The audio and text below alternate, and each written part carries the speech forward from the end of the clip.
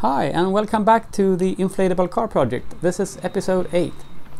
Today I'm trying out a new front axle with a center pivot, and as you can see I have two large springs to help me to center the front axle when I'm just going straight forward.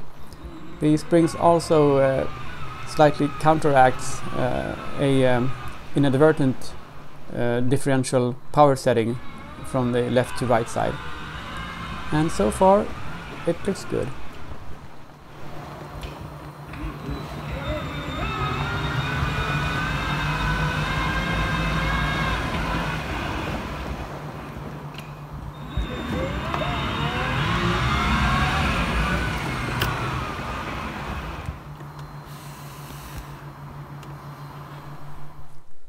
So I went with what many of you have suggested, the simple pivot steering system. And to make it more comfortable to ride it, I opted for a spring return system so that the axles try to center itself with a pretty significant force.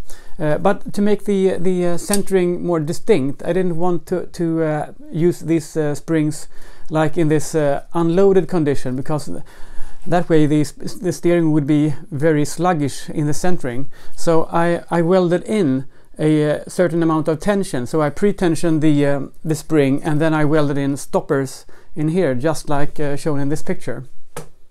And of course you can see that the upper spring is the modified one with the stoppers welded in place.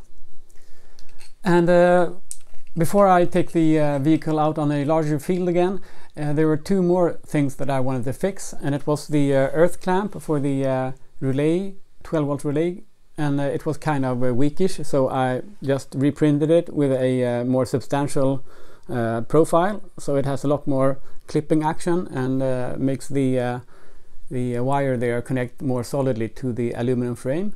And then there was this issue with when I was riding around the vehicle, I can hear like a waterfall just close by, and it turned out to be that one of the wheels somehow have accumulated a lot of water, so I had to actually puncture the tire and drain it. And it stood like this for certainly more than 20 minutes. It must have been more than 1 liter of water in there. The interesting thing is that this tire was actually the most airtight of the 4 tires, so I think that is related to the accumulation of water.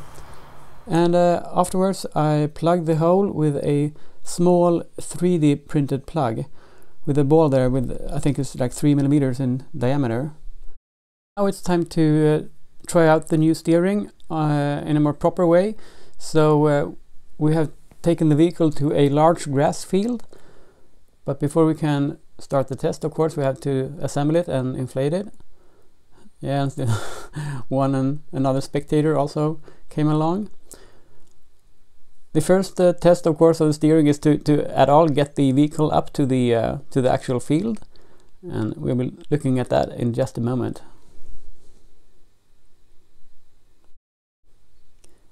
Yeah, so every time I approach the vehicle from a distance, I get this big grin on my face, because it's just so cool to be close by this monster.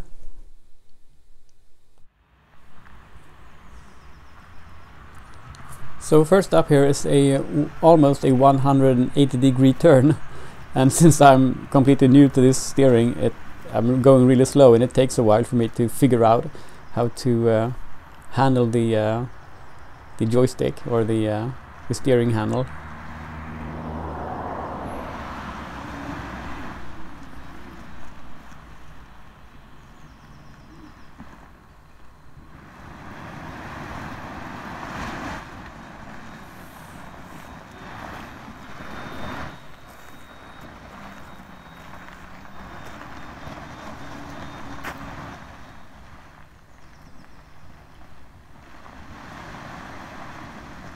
It's quite comfortable to have the motors in the wheels actually doing the steering, so there's no force to handle. It's just pulling the triggers in the right sequence, and the motors work as power steering for you.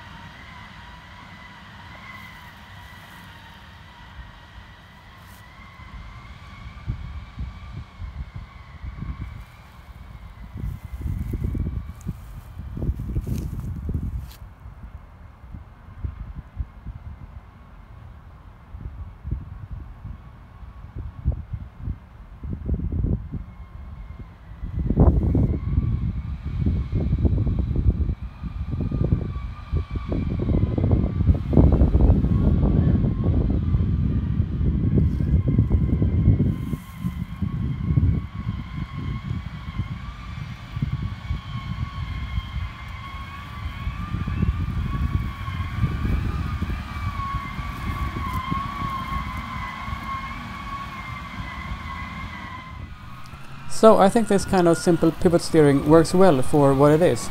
It's of course not a optimal geometry for the wheels to travel in, but it works good enough to have the precision I want in this vehicle, so I can go where I want with a good enough precision. And now finally it's time to try the vehicle with 2 persons on board, and I have increased the tire pressure slightly just because that would be the right thing to do, but I don't think it's necessary.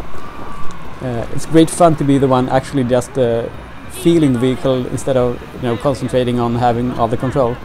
So here my friend is trying to do the figure 8s on this big field, and first time driving this, it's kind of awkward and exciting as well. And she's doing a good job. She's actually managing to go around these small orange cones.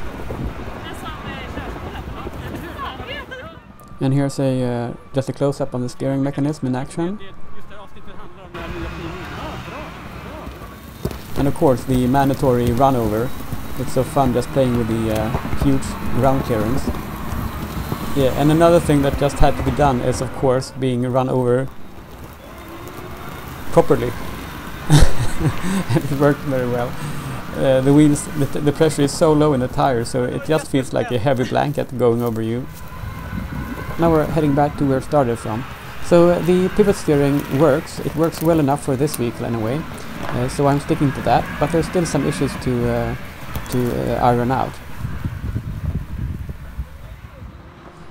And as many of you have pointed out, the visibility when sitting down in this vehicle is kind of limited, so my co-driver here is kind of worried that she will rip up my car, but the good thing is that we have proven that even if you would run someone over, that doesn't have to be that bad.